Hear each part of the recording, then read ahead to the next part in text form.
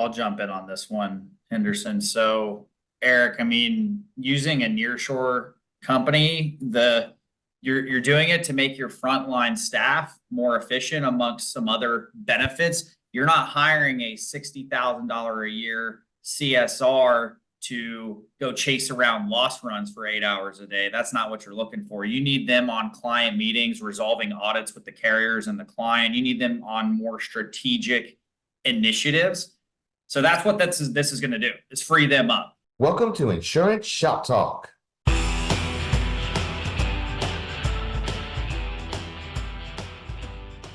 This is the podcast where the world of commercial insurance gets a little closer to home.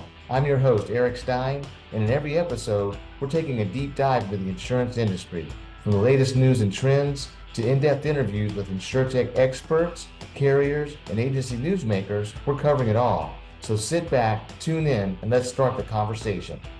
Okay, guys, really happy to have Solvo on the line with us this time. We've got Mark, Stetson, Henderson, Watkins. Mark and I have known each other quite a while. He was on my travel team and actually was part of my agent team that helped put programs together for our agency, Insured Solutions. And Mark, thanks for coming on. I appreciate it. Yeah, Eric, thanks for having me. Trying to get you back down to Miami if you ever leave the Atlanta area. So come on. Now, you know I miss you, man. And then also with Mark, the cool thing, I'm glad that you're on the call with us today regarding Solvo because of your property and casualty insurance background, being one of my agents and using services as back office services that are nearshore, offshore. That's going to be key, I think, to put the agent spin on it of actually using the services. So that's going to be good. And then we have Henderson Watkins, who leads the Solvo team in sales. Henderson, thank you, man, for coming on. I appreciate it. No, of course. Happy to be here. Thanks, And Eric. I got to spend some time with you down in actually Colombia a few months ago when a lot of the clients that utilize Solvo were invited to come in, finally kind of meet their total team because it took a bit to, hire, scale up to what we needed. And I met a few of them, but hadn't met the full team. And, since we use that back office at Insured Solutions. So that was a cool experience, actually getting to finally put a face with a name, with my folks that do my submissions and back office work. So thanks for that tour and awesome time we had together down there. No, of course, that was great. The team loved Eric. They were ready for you to come back down. Absolutely. So, and again, you guys just kind of jump in and out, on these questions, but Henderson, why don't you start by giving us like a little overview of Solvo Global and the services, and kind of how you got into the business here, because you're, one of the leaders, I think, on the team. Yeah, absolutely. So a little bit more about Solvo. So Solvo founded unofficially 2014. We took on some outside investment in 2018 through our sister company, Venture Employer Services. They've re-upped their investment a couple times over the years. But Solvo in the marketplace is really categorized as what's now called augmented staffing. So these are employees that Solvo will take care of their benefits, taxes, payroll. We'll recruit them. We'll put them up in an office space. For some of our larger clients, they'll have their own dedicated office space. Really what we are is a strategic partner for our clients. We want to learn as much as we can about the roles that they're looking for, what sort of backgrounds or things that they've found to be successful with sourcing talent. We'll copy and paste that and set them up for success by putting them in one of our 14 countries, 40 cities across the globe now, and feels like we're expanding to a new one every day. But to that extent, we'll make sure that we learn as much as we can about our clients, the positions that they're looking for, and ultimately make decisions of what countries we think, make the most sense for them. Perfect. Yeah, Eric, I'll hit that from a different angle too. So I think, being a P&C agent, my career spans back probably close to 10 years now, almost directly out of college. Joined an agency. The agencies I worked for did offshoring, mostly on the other side of the world in India and the Philippines. So the Latin America offshoring was new to me, but really if I'm one of your viewers, any position at your agency that can be filled in a remote capacity. So as long as it doesn't have to be a broker going into a client office, Solvo can be a solution for you.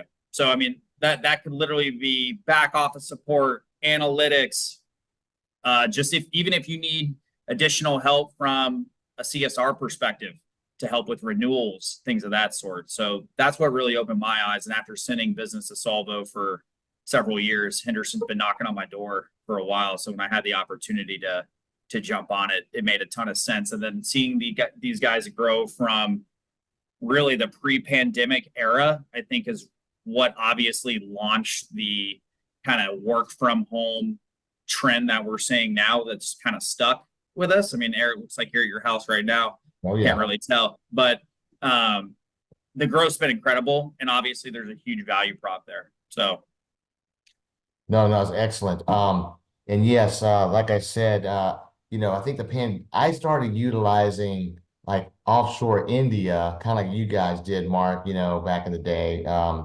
with your agency, like probably like 15 years ago. At that time, a smaller agency or a wholesaler like Insurance Solutions, that was very unique and rare to do that, and so now I have, really a little bit of both, really more of the Latin America nearshore, using Solvo than we do anything, in India anymore. Kind of converted that all over. But why don't you kind of walk through some of the differences in your mind, or at least, the model in nearshore, either Henderson or Mark, on how the setup works. How does it work? Like, how do you do your needs analysis with the agency, see what they need, and then, fill that? Henderson, you want me to take that, or you want to jump in? Yeah, I'll jump in to start. No, it's a great question. So the real distinction between nearshore and offshore is the locations. So offshore generally is categorized as India, the Philippines, and then nearshore is really the Caribbean and Mexico all the way down to Argentina. So a few things to mention that, you have some of the historical services in India. I know there's a few that are specific to insurance. We've been developing a little bit more of a more standard system for our insurance clients.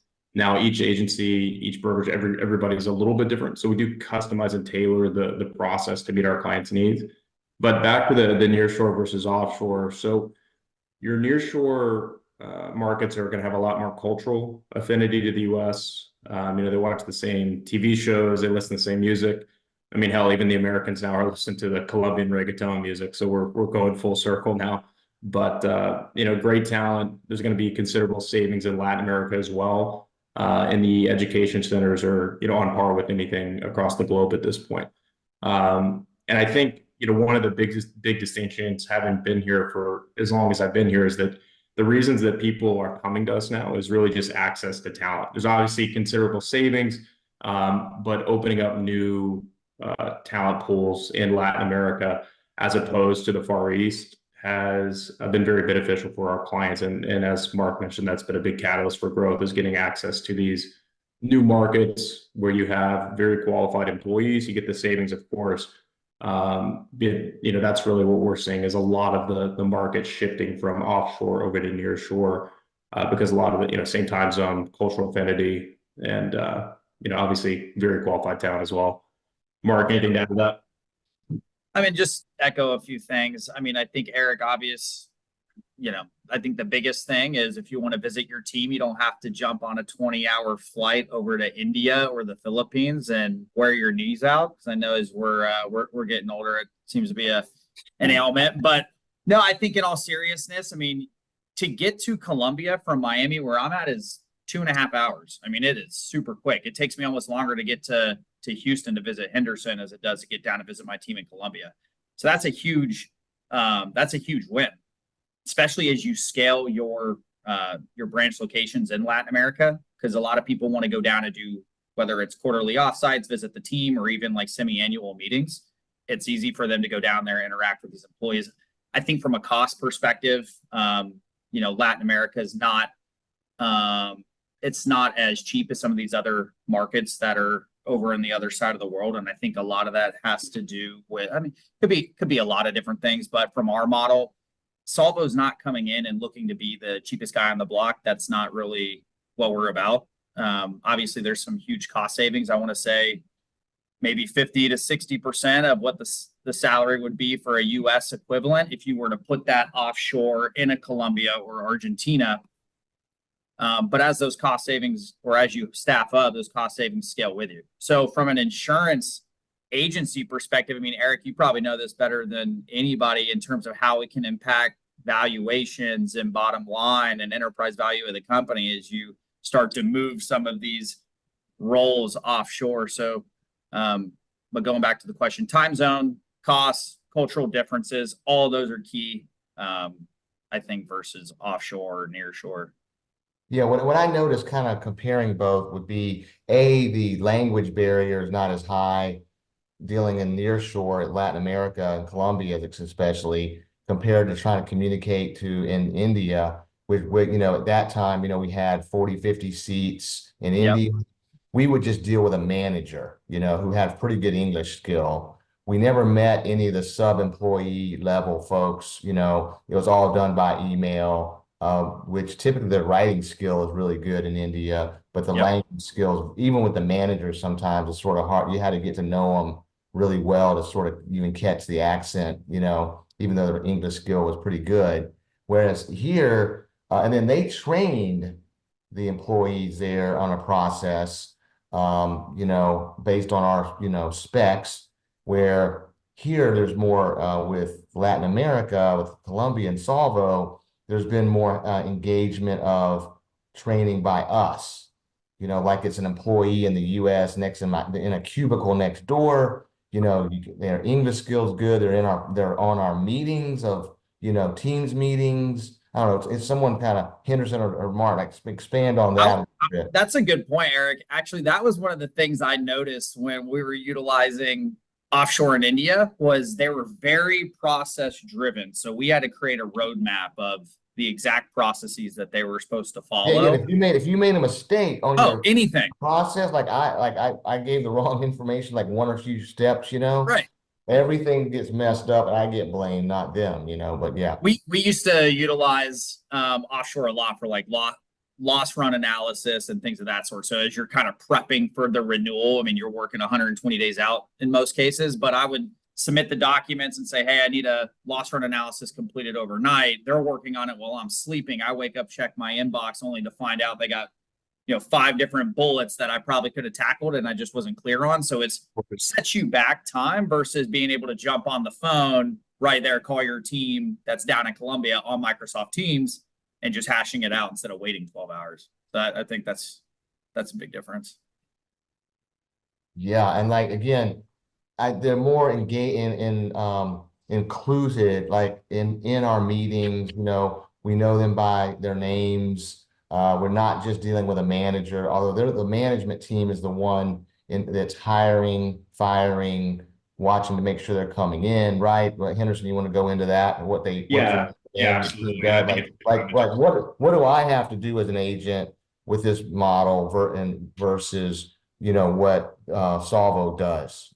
Yeah, it's a great point. So I think it's probably appropriate now to just go over our general process at Solvo, and I think that might fill in any gaps for any viewers. So, regardless of the location or the profiles that you're looking for, the process will be the same. It's 3 steps. Step 1 is sourcing, step 2 is training, and step 3 is the support of our clients.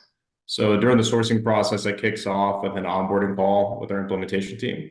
The purpose of that call is really to build out the candidate profiles. So hard skills, soft skills, nice to haves, preferred locations, time zones. And once we have those profiles, we'll then obviously start to send you candidates that match the profiles.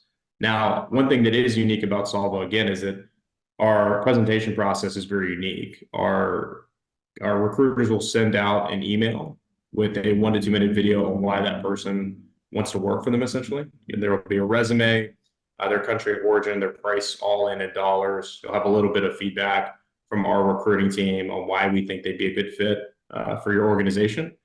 From there, I have clients that'll set up multiple rounds of interviews. You can set up a couple interviews. You can have different disc tests or personality assessments sent down. But regardless of how you choose to make those first hires, we'll then move forward to this second step, which is training. So training, as you alluded to, Eric, is going to be a two-way street early on. You're going to have questions for us. We're going to have questions for you. Each agency has their different methodologies and approaches to training individuals, and we'll essentially copy and paste those and document our clients' training policies so that if they want to add more people, we can grow and scale quickly without taxing our clients' resources a second or third time for training.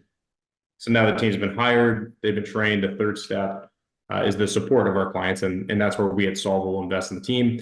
We will provide a supervisor to our clients. I'm blanking on your person's name, Eric, but they are super qualified, and it was fun seeing them progress over their career. I think if memory serves, actually started as an agent and kind of worked their way up the ladder with you and your squad. But regardless, the the supervisors are really tasked with making sure their team and your team are staying on time, on target, staying focused. They can help manage KPIs or create KPIs even if they need to, but it's just an additional layer of support that we will provide. So a few things that, along the same, nearshore versus offshore question, those are a few distinct factors about us, right? And what makes us a little bit more unique, even in the nearshore market. So then again, that's cool about, I forgot about the video aspect. I get to see videos and see them speak, so I know if they can communicate well, if that's what I need, from a communication perspective. And then from that, then there's a supervisor that I'm assigned to that will, as an agency, that will help document the training, be part of the training, make sure they're grasping it on their end, right? But I'm creating much of the training because it's specific to what I want them to do and the process I need them to follow, such as in our world, it's like receiving a submission from an agent, making sure it has everything we need to process it, getting it put in our management system. If there's something missing, listing those items and emailing it, things of that nature, right? So I get to go through my process like I would train a U.S. employee. But it's on this side, and on your side, it's being documented and then assisting with the training in a way by, making sure they're grasping what I'm training and making sure I'm saying it, or I'm not leaving anything out, right? So it's like, exactly I right. think, Eric, think about, Nearshore, they're truly an extension of your agency. So you would treat them no different than you would somebody that you're hiring here in the States. The only difference is you do have a supervisor, which almost acts as like a fractional director of operations, kind of your eyes and ears on the ground in Colombia. So from a supervision standpoint, they're going to have somebody to go to if they have questions. That supervisor is also going to hold them accountable to whatever the KPIs are. So if it's like, hey, we need you to work 10 renewals this month, whatever that is, they're going to hold them accountable to that. But they're going to be interfacing with your folks on a daily basis. So it's not like you're just, hey, here's your short-term project, knock this out, we'll see you later. They're a lot more involved in that with your company. Right. I've noticed just to me speaking to other agents, when they've asked me about, how I handle some of the back office things that we do, they're always hesitant to use, at first at least, let's say India as an example, because of that. They're really scared of the communication issue. And they don't want to, the big thing is at first, especially, they don't want them to speak to a client, whereas in this world with a nearshore, based on the English skill, which is what you would, request if you need it, they can be a full-fledged CSR as far as speaking to a client. Not about insurance because they're not licensed, but they can at least, if a client had a quick question like, hey, I need this certificate, here's this wording I need on it, and that sort of administrative piece, like I could put Joanna, who's like one of our best team members out of Solvo, on that. She can call them, tell them and how to do it and have a conversation, whereas India would absolutely have to be an email,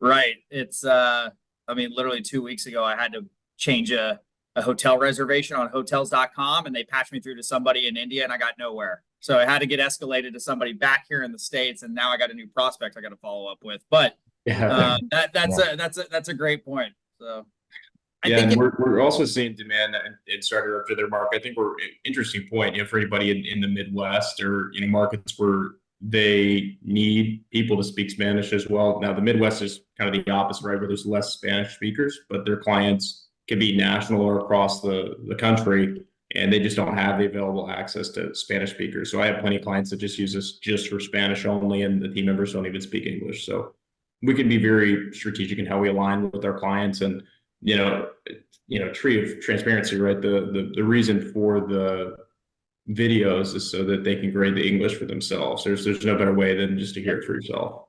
Sorry, go ahead, Mark. Yeah, no, that's pretty much what I was going to say is like, Eric, a lot of people think of, nearshoring, offshoring, whatever you want to call it at this point, as some off the shelf, out of the box type of product or service. I mean, truly what Henderson outlined earlier, like the candidate profile that we use in our search, we create that with you. So if you say, Mark and Henderson, we need expert level English fluency, written and oral, then we just add that to the wish list. If you say, hey, they're not going to be interfacing with clients on a day-to-day basis, so it's not as important for us, then we just dial it back. So it's really just depends on the position and what they're going to be doing. Right. And then let's get in a little bit of the pricing piece for a second, like a range. Like Sure. tell me how do you describe the pricing, to a prospective client? Yeah, it really depends client by client, but the best thing that they can do is to get us a JD, any sort of job description. We can get that pricing broken down from all of our major markets. You can get it broken down by all 14 countries. I will say that you're generally going to be looking for about a 60% savings. So if let's say the position's 100,000 a year, then we can probably do it for in the ballpark of 40 more or less. So those are just some ballpark frameworks to take a look at. It will vary kind of agency by agency. Some might want 5 or 6 years experience doing a specific job, and others might just want someone right out of college that doesn't have any bad habits, let's say, but can be trained. So there's a lot that goes into that, but Solvo is a market rate based firm. So when we're presenting candidates in that presentation email, our clients do get to pick their price. They'll be sending candidates in some cases across the globe, and those countries have different tax structures or different benefits plans that the employees are subscribing to, but all of that will be included within the monthly pricing. And I think it's a pretty good segue. I don't think we covered that yet. Is our billing structure is monthly, and that's because we're paying our employees a salary, and our employees really love that model because it allows them to get better benefits rather from their local governments. It helps us with retention, and then it just keeps the employees happy at the end of the day. So that's why it would be billed monthly, but included within that number is their salary, and if that price is higher or lower, generally it just means the employees have more experience and are requesting more in salary at the end of the day. So in Colombia, like what are they, how many hours a week are they working? What benefits do they receive as part of the, government slash Solvo? What do they do? What do they get? Yeah, it's a great question. They get to subscribe to those benefits plans. You're generally going to have, some form of a pension as well that they can subscribe to. Now they get to play around with what allocations are and how much they get in their bank account versus how much they want to stay for retirement. They'll also have healthcare, vision, and dental in Colombia, if I'm not mistaken, as well. It's a nuanced conversation, really, country by country. But if memory serves, that's generally what you're going to get out of Colombia from a And you guys take care of that and any of the tax issues, the pay issues, hiring, firing, discipline, monitoring the person, make sure that, like we said, they're showing up. That's your job for your that part of that cost, right? Correct. We'll be the employer of record as well, so there's no sort of liability. We are a U.S. entity, and so we'll bill from a U.S. entity in the United States. You don't have any sort of international exposure. We take care of the hiring, the liability, everything, and making sure that we're always staying compliant, with the local labor laws of each country. And then I think Eric, unless you're trying to become a Argentina HR expert or a Colombia HR expert, then Solvo's a great. we'll retain that employer of record status. And I think one other point is going back to the salaries, and you hit on a couple points, Henderson. And Eric, you know some of this, but Solvo doesn't. We're definitely not the cheapest guy on the block, like I mentioned earlier. We're paying slightly above what the market rates are in those respective countries, so you consider it almost like a premium. So that's why we're able to get such good talent and good profiles for our clients because we are paying a little bit more than what's typically common in those markets. So it just opens up the candidate pool, I think, pretty substantially. Yeah, absolutely. And I think one other thing that we haven't discussed yet is just the liability factor, right? For anybody who's in New York, California, it's so difficult to hire and especially fire as well. So you really can have peace of mind with us in that you have no employee liability exposure, which seems to be, more and more challenging here in the United States.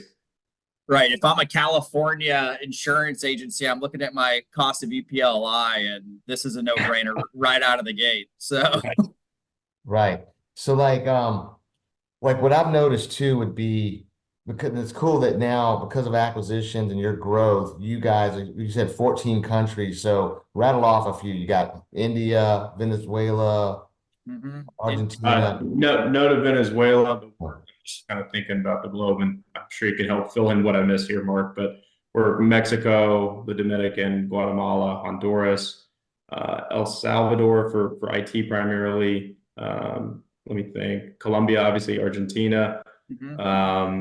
We also have a few locations in Africa for our European clients. Those markets make really good overnight support for our US clients, and vice versa for our European clients using us in Latin America. And then we have India, the Philippines. I feel like I'm missing a few there. Yeah, it's grown. And like also in terms of back to differences, what I've known how to, and you'll help with this as well when you meet with the agent if they were interested in pursuing this. But how I look at it would be, again, if I need folks to be more communicative with the client or with my team, my internal staff, and I'm good with training that task, as well. And the task varies a lot too. Like in client service, the task might vary, right? Sure. Whereas India, okay, here's an accord form. Here are the fields. That's always going to stay the same, right? Loss runs, those all look fairly, similar. Here's how you enter that information to create a loss pick and things, right? This more more things that are consistent. I kind of, I'm generalizing here, but I like the India side for the numbers piece. Things like I had one at one time handling my general bookkeeping and invoicing, commissions, payments, more numbers oriented, although you can get that in Latin America. It's like we converted that over and it works great there too. But you could get a PhD level in India for very reasonable costs. IT would be good for, outside of Colombia, I'm assuming, right? Anything else you can think of to add to those, kind of like how to pick? I mean, you're going to help with helping them guide it, like I said, but these are just some quick things I noticed from the differences. Yeah, I think there's really three buckets when it comes to our service offering for clients, at least kind of how I can simplify it, is that we have, let's call it our front office team. So that's going to be things like customer service, customer care, appointment setting, sales. Think of, your traditional, phone or outsource based roles. And, we can set any of those up really anywhere. It really depends on what our clients want. Do they care if the employees work from home? Do they want everybody in the same office? Do they want that next branch office where we've got logos and banners and have it make it feel like, they're international. So you put the agency logo on their shirts and yeah, the office screen, like you're behind you. Okay. yeah, and that's an option. And we've got our back office, which same would apply from like the culture and corporate logos and things like that. But that's going to be things like AP, AR, billing, finance, some collections positions. That's probably a little bit of both front and back office.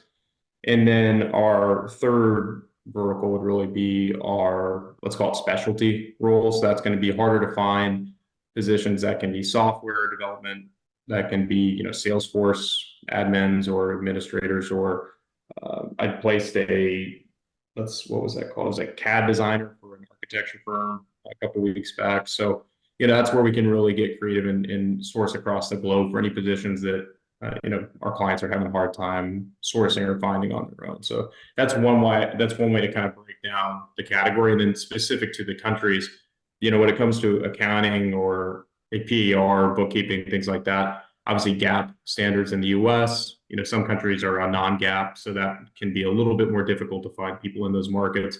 Argentina is on the same accounting standard that the US is. A few countries in Central America are as well, but we can get very creative with our clients. I literally have a client who's like, hey, put all my people in Belize. That's where I want to plan my next scuba diving, adventure. So, we can get creative on where we end up putting the team members based on, what our clients' needs are, I suppose.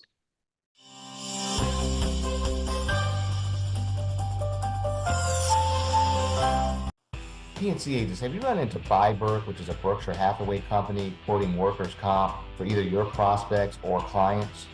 Well, great news. Insurance Solutions, a national MGA, has an appointment that is set up to allow you to quote, bind, and service Byberg at your agency.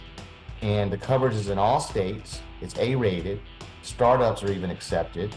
There's $125,000 maximum premium. And some of the tough industries they write are construction, transportation, that includes towing and parcel delivery, manufacturing, security guards that are armed and unarmed, motor mediation, and many more. So go to our website at insurancesolutions.net, click the Get Appointed link. We'll get you logins for you and your team, and can set up a webinar for training if you'd like.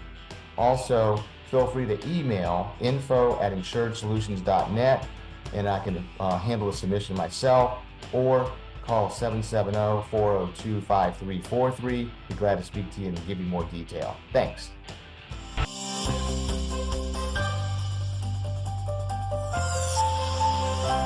Yeah, I mean, talk through that. We brought that up. Like, if an agent just becomes interested, maybe they would go ahead and hire their first person.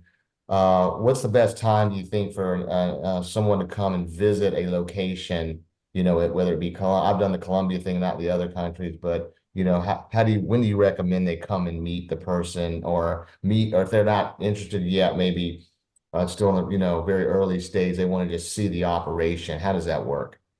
Yeah, I think it depends on size too. Anytime you're hiring more than, let's say, 10 or 15 people, I think it makes sense to at least get a trainer down there, to help train the team on site. They're really up to our clients and when they end up doing it. I've had clients host career days out down there where we've done a bunch of marketing on the front end, and they can set up 10 or 15 interviews on site. We've really had clients show up whenever they wanted to at the end of the day. And at Solvo, we're really an open door company. So once you're a client and you have your team members, you can come down and visit whenever you'd like. So I guess not a right or wrong way to interact with the team, but adding that face-to-face interaction provides a lot of value for our clients and ultimately your team members at the end of the day. And it makes a difference, I think. Like when I visited it, the first time, I've been twice. The first time before I actually brought, converted a lot of the India team over to Nearshore. It was really good to just see what the culture is like, what the offices look like, how they're grouped in certain areas that are on your team, together. It was pretty impressive with the security, that's involved in getting in and out of the building and in and out, into the rooms, what they can take in with them, based on the client's scenario. So all that, to be able to see it, I felt like helped a ton, even I hadn't even converted one over yet to hire yet. I went, I mean, Eric, you saw it. I mean, these locations, just to paint the picture for some of your viewers, these are sweet office locations. In Medellin, it overlooks the entire valley. Probably one of the nicest locations in the entire city.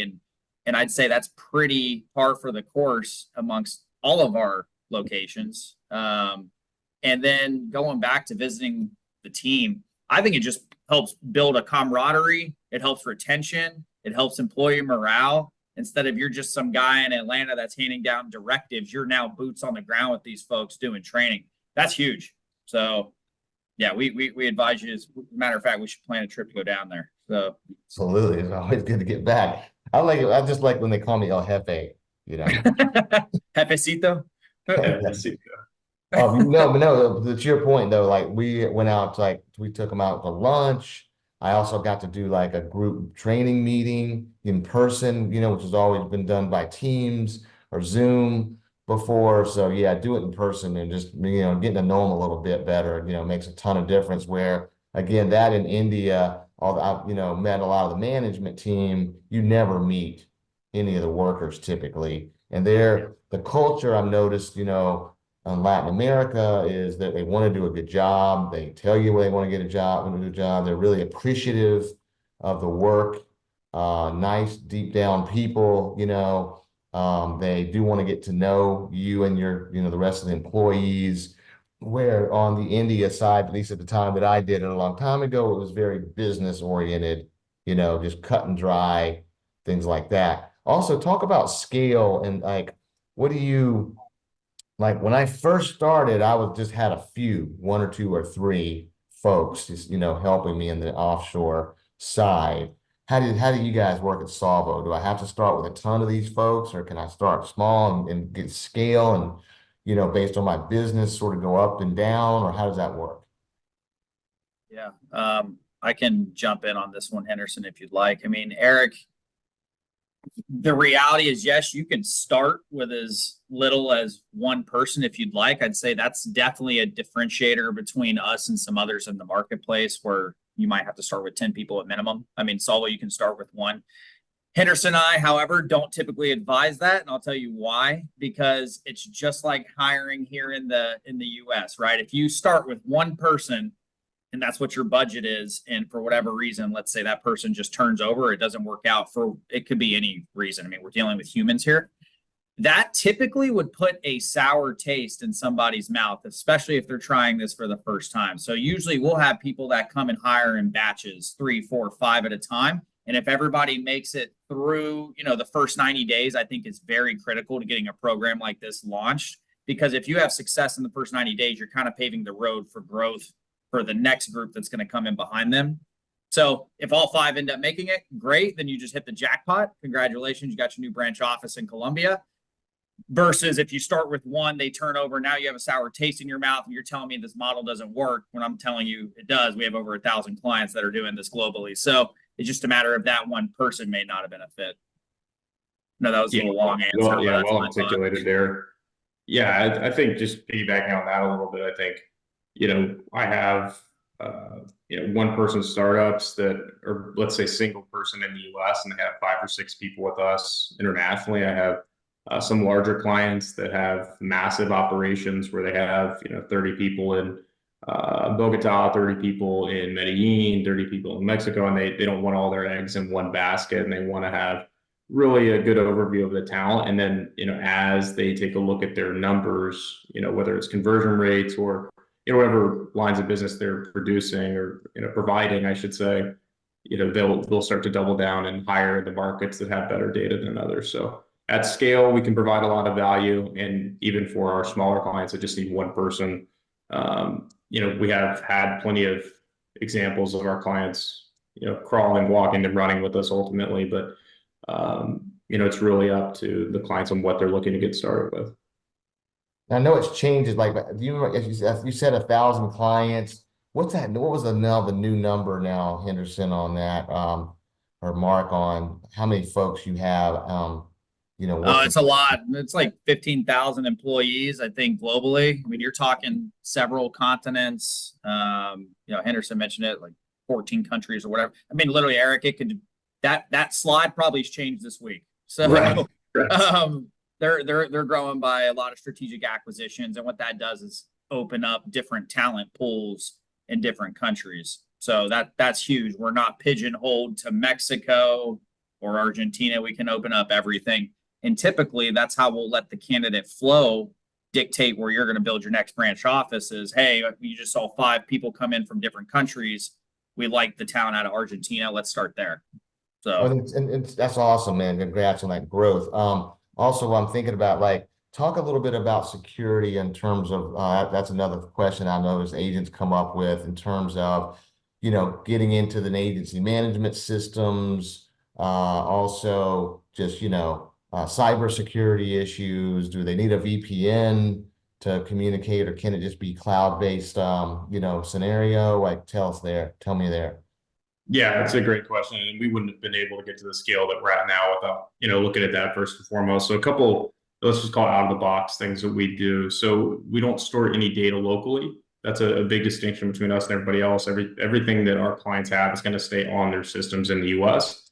And we can create a few different ways to interact, but usually it'll be something like VPN or we'll VDI into their systems. And then all of the data will be stored locally on our client systems. And then we will provide additional softwares. ActiveTrack is one that we use currently. We've also used Desktime in the past, but essentially what those tools do is they're running in the background. We know when the employees are logging in, when they've logged out, what they were doing while they were on their computers, and our clients have access to all of that. Now, from a hardware standpoint, I think that the new computers coming out nowadays don't even have USB ports anymore, but we disable those just in case. You can't take any data in or out of the building. And then, we're never located on what's called the first floor of buildings in case there were ever any what's called smash and grabs or anything like that. We also have on-site physical security personnel, and then we're very, very proactive. Now, one thing we did do in 23 that's been very successful in Colombia is the biometric rollout. So, with 15, 20,000 employees, a lot of people lose their key cards every day, right? And that can be kind of an operations challenge, but we've rolled out the biometrics, and that's been very helpful because it's very hard to forget your fingertip or your face for that matter to log in and out of the building. And again, all that's checked. We have all that data, and then we have 24/7 security, endpoint to endpoint monitoring. And then if our clients would like, we can also we can't get them access to like our physical CCTV footage for security reasons, but they can send down any sort of, I guess what I've had a few clients call just nanny cams, right? They're just watching over their team. They can see who's there, who's not, and just added, let's say peace of mind on that front. But I have plenty of clients that just use live Teams meetings or video calls all the time with their team. Yeah. In other words, Eric, we're going to check every single box that an agency would require from a data security privacy standpoint. I mean, we work with a few Fortune 500 companies where that's obviously a major obstacle if you can't check those boxes. So yeah, we've never lost a deal because of that. So that's good. And it's important. And I would say I've noticed the internet's stable too, which is sometimes can be an issue in other countries. So that, all that cloud-based access and Teams and just, your basic email works, Right. too. I mean, take it down to that lower level, the technology has been improved there. And also, and then on the, as far as another objection I was thinking about when I was mentioning this to agents before, they're always worried that how is this going to go over with their current staff, like CSRs, right? The CSR, the first thing they think of is I'm going to lose a job. They still, even after COVID, even though this is very prevalent now, they still, have these issues there.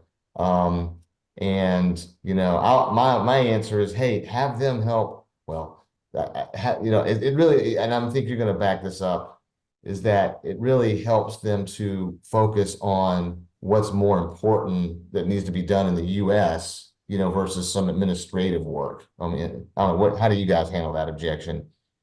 yeah, I'll jump in on this one, Henderson. So Eric, I mean, using a nearshore company, you're doing it to make your frontline staff more efficient amongst some other benefits. You're not hiring a $60,000 a year CSR to go chase around loss runs for 8 hours a day. That's not what you're looking for. You need them on client meetings, resolving audits with the carriers and the client. You need them on more strategic initiatives.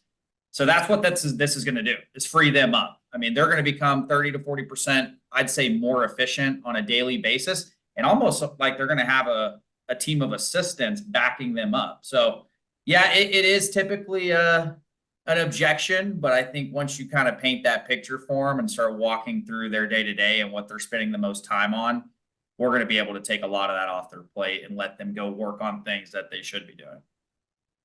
Yeah, and again, double clicking on that, I think that, Solvo is really a tool to take better care of your employees stateside. So on average, we're going to save our clients about $30,000 to $35,000 a year per placement with us. Now, if you give us 10 people, that's $350,000 a year in savings, and you can deploy that however you like. I mean, that's straight to your bottom line. That's corporate retreats, more sales training, holiday corporate retreats, corporate vacations, things like that. So at the end of the day, the savings that Solvo will provide will allow you to take better care of your stateside employees as well. Yeah, they should de-stress really, because like you're saying, Mark, they're not doing the minutia work. I even remember seeing an agency that had one employee whose title was, certificate manager or something, right? Right. And this is a licensed person, who could really be doing a lot more, but they had just such high volume with that. They literally needed someone there. So, they were proposing using, I think, Solvo to do the role. And this person was freaked out because that was her title, issuing workers' comp certificates or whatever, and all kinds of certificates. But then when she saw that, oh, wow, now I can finally like do my main role that I was really, I'm interested in, and I'm not going to lose my job. And they trained the person not to be, they trained them to do the role. And they kind of worked for them. And now she's like a manager, right? And now she's elevated, to your point. Yeah, I mean that's what we saw in testing it out. And then I mean it's the making them more efficient. And then look, let's be real, there's significant cost savings. So that definitely helps. So from like a leadership perspective, when you're talking about dropping a couple $100,000 to the bottom line, it's like, okay, guys, let's get on board. I'm going to free up some time in your day to day, make you more efficient, but it's also going to help us out as a business. I think that point of view usually drives the point home too. Oh yeah, be able to grow. Yeah, because of these margins. And then we've been talking about like a lot of back office stuff. Eric, think about your producers, right? And having maybe like an SDR or somebody to chase leads, call on people, because they're going to get 90% voicemails anyways, but at least somebody's dropping in from your agency on a daily basis. Maybe not daily, that's a little excessive, but they're hitting a group of clients on a daily, weekly basis, and they're doing sales. So there's a lot of front office positions as well. No, yeah, I'm glad you brought that up because we at Insurance Solutions hired and actually Joe Shaughnessy and our management team in sales trained these folks and did a phenomenal job on basically outbound telemarketing with excellent English skill. One that speaks Spanish as well for the LA markets and things like that in New York. And what they're doing are they're contacting our agents to let them know about new programs that we're offering. Exactly. And then setting up if the agent's interested, they then set the meeting up with our licensed producer in the US to go into like all the details, right? So, Exactly. So like new program for transportation, new program for construction, and some of the just, again, not speaking insurance, but just get into what industries we're speaking about, does it do in transportation, long haul, short haul, the Amazon, the DSPs, things like that. So anyway, long story short, I think now we're up to like 9 or 10 folks that are doing it now. Yeah. And they're crushing it. Outbound marketing, that is a revenue producing role. Yeah, if you only have the workers' comp and you're a middle market agency and renewals coming around the corner, you can get out in front of the commercial auto, you can get out in front of the package. These folks can be proactively making calls. Cross-selling, right? Yeah, God forbid you layer in a power dialer. Now they're 5 times as effective as they typically would be. They're calling 5 people at once. Henderson and I got some weird thoughts with this on how you could scale something like that, but well, that's a whole separate podcast, Eric. So, literally. Yeah, and these guys are like for agencies. Again, I know they're the norm now after COVID. A lot of agencies know this already, but of course, back to the back office a minute, just a few things, updating the AMS. A lot of times CSRs are so busy dealing with the client and working with the producer, they don't have the time to sit there and rekey things into the agency management system. So that email can be forwarded to, the team in the nearshore or offshore, and that could be saved in the AMS, because that's very important, as for liability issue and E&O issues. Again, COIs. We have also another team member handling, renewal cancellation issues. So the CSR is not tied up with that. Those are just a few things that back office wise, and again, front office, like, telemarketing, working with the producer, almost being a producer's admin, where the CSR doesn't have to be the admin anymore. They can focus on true, marketing of that account. They can focus on the issue a client's having, and they're not the producer's admin person, 50% of the time. So this is the benefit, I think, to the CSR, a huge benefit to the CSR, Yeah. Oh yeah. And then again, every agency has a different system. There's only 6 or 7 major systems out there typically that agencies are using. They train the rep, the person at either nearshore or offshore to how they want their data handled, right? Right. And then that's going back to what we were talking about, moments ago, but that's going to be documented by the supervisor. And so that's going to be held internally. So when you're ready to grow, then we don't need to come back to you to do another round of training, spend another hour, 2 hours, whatever that is. We'll have that already on site. Right. And I had turnover issues on both scenarios. One, the India side, it's a little less noticeable because I don't even know who it is. I could just tell that the quality of the work sometimes would be suffering of whatever they returned back to me. And I'm like, hey, you're missing this, right?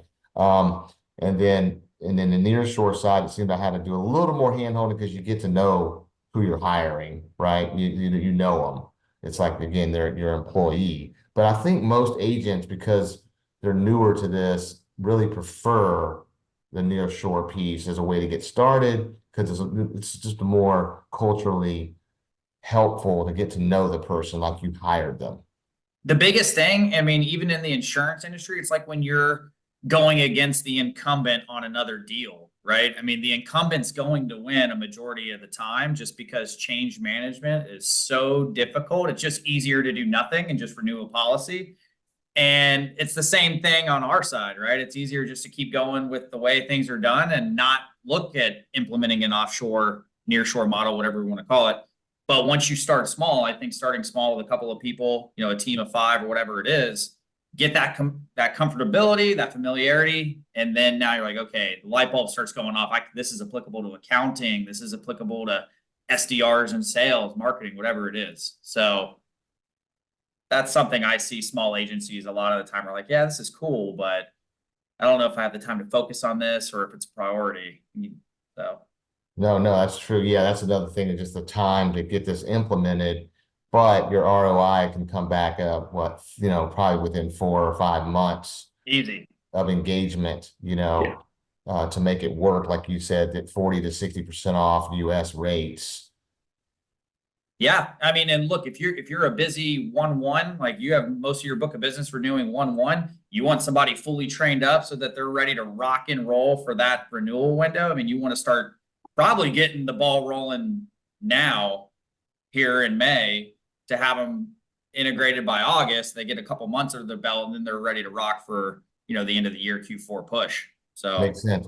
And one thing I did too that I learned, through hard knocks was that you got to keep the confidence level up of your US team in working with the nearshore, offshore teams, because as soon as mistakes start happening, people start doubting the process. They go, like they'll make a mistake on an accord or something, and then the CSR would just say, it's too much trouble to explain this thing. I'm just going to do it myself. And then they do it then thereafter 20 more times, and they're doing it themselves again and not utilizing the processes or helping that person get better. Again, it's just like someone in your cubicle next door, and they make mistakes. What do you do when they make a mistake? Do you start just taking over their work, or do you tell them, hey, here's where you messed up, right? So we finally put in Kayla, who you kind of remember, Mark, to be the US contact, if you will, for my team.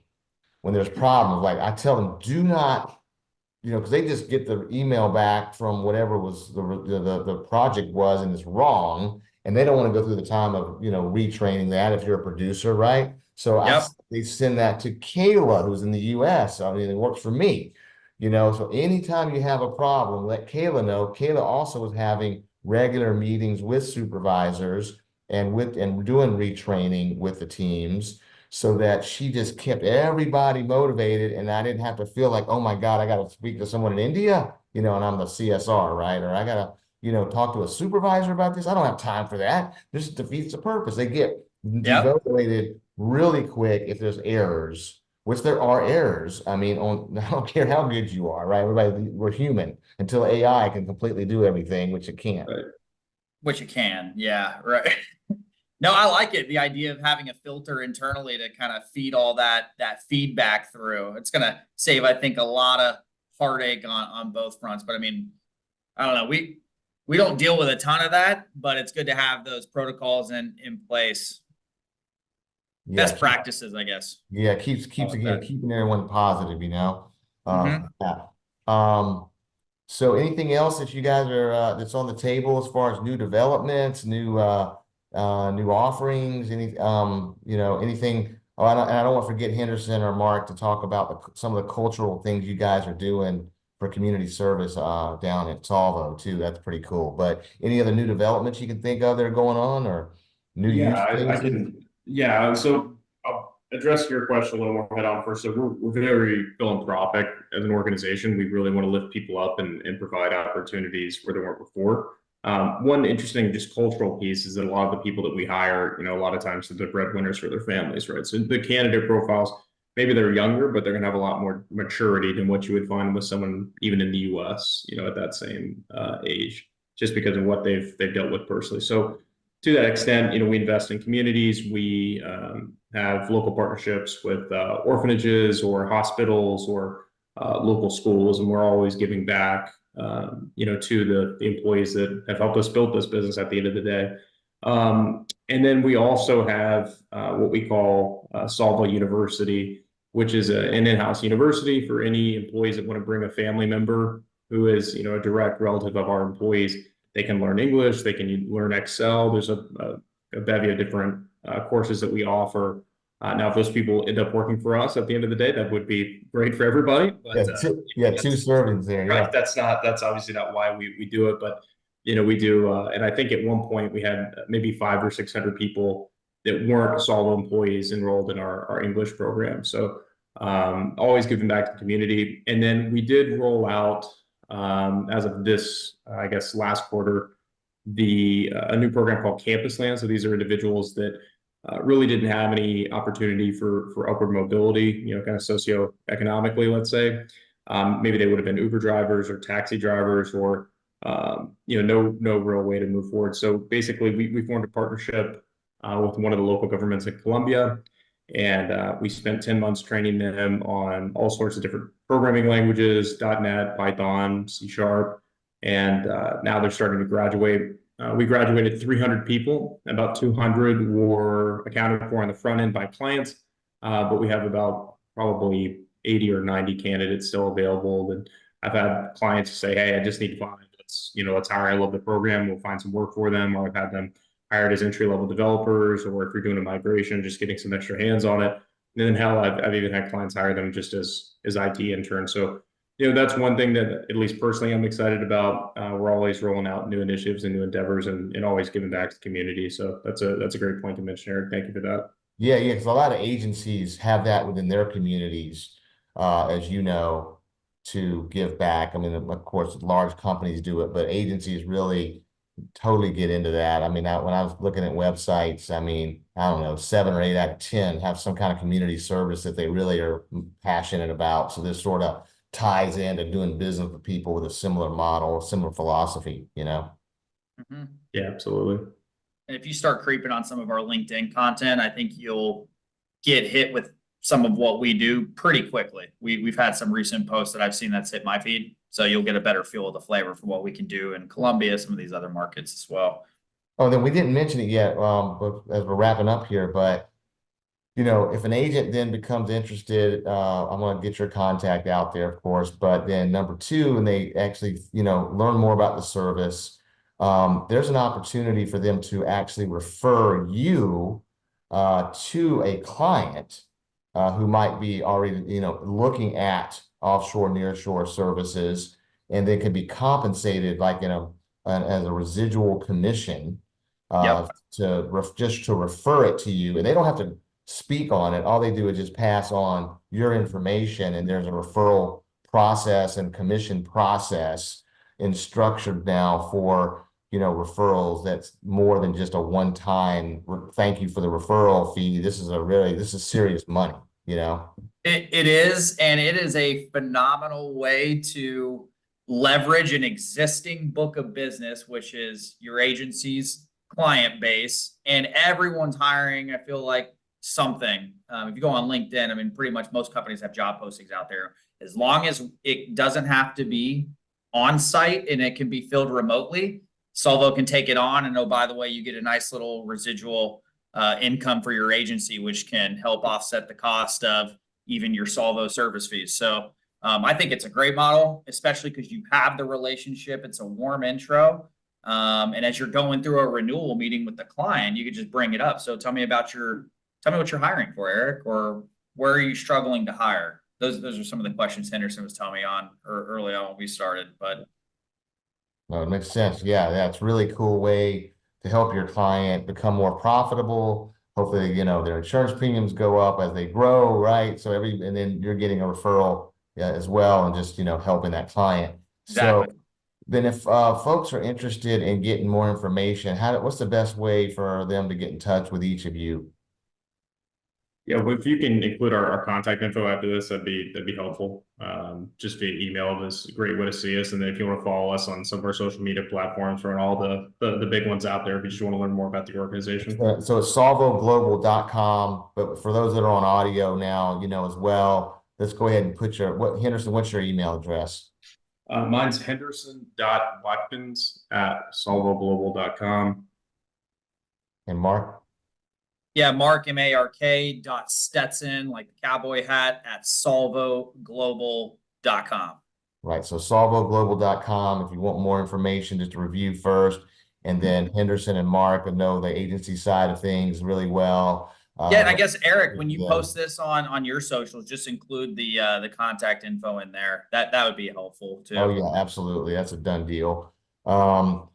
But no, hey, I appreciate the time, guys, for coming on, and the relationship, and it's going really well for us. I'm glad to get the news out to other agents to help them in their business and become more profitable. The margins are, very low in this industry. So anything you can do to improve that very quickly, and have it done in a way that is a lighter version, in my opinion, than doing a complete offshore India scenario. You guys can handle that, but you could also, ease them into it if they've never really done this before, which many agencies still haven't really implemented yet. But luckily, after COVID, that was one positive thing, is that it did become more the norm, so that agents don't think it's just for big companies. Yeah, that's a great point. Yeah, the size and just scaling any business across the size scale, let's call it. I mean, small, just getting started, or any of the existing players as well. We're here to service them too. Great. Well, hey, thanks again for your time, guys. I really appreciate it. We'll talk soon. Thanks, guys. Thanks, Eric. Thanks, Eric. Thanks again for tuning in to Insurance Shop Talk. If you enjoyed our deep dive into the latest trends, please don't forget to like, subscribe, and hit the notification bell so you never miss an episode. Until next time, I'm Eric Stein, and this has been Insurance Shop Talk.